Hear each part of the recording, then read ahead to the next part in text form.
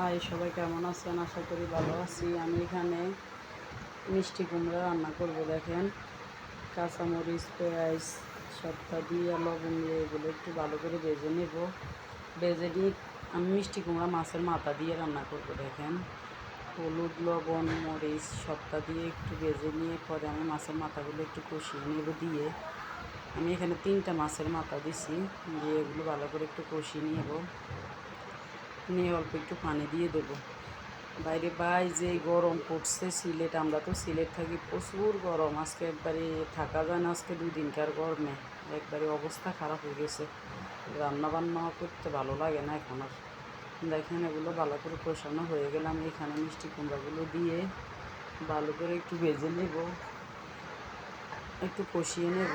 কষিয়ে নিয়ে কষিয়ে নিয়ে এগুলো একটু আমার কষানো শেষ। এগুলো এক্সট্রা কোনো পানি দেওয়া লাগবে না, এমনি পানি বাইর হয়ে যাবে।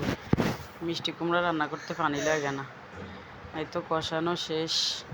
দেখছেন কি সুন্দর একটা কালার আসছে। আমার কাছে মিষ্টি কুমড়া এত ভালো লাগে। আবার এক্সট্রা মানুষে চিনি দেয় মিষ্টি কুমড়া মিষ্টি না হইলে, আমার কাছে ওটা ভালো লাগে না। আজকের মিষ্টি কুমড়াটা অনেক সুন্দর, মিষ্টিও আছে, যাক ভালোই। তো তারপরে উপর দিয়ে কিছু ধনিয়া পাতা দিয়ে দিলাম, একটু নেড়ে চেড়ে নেব। এইভাবে কে কে রান্না করে খান আমাকে কমেন্ট করে জানাবেন। এই তো আমার রান্না শেষ। দেখছেন কি সুন্দর হয়েছে। এই তো আজকের ভিডিওটাই পর্যন্তই।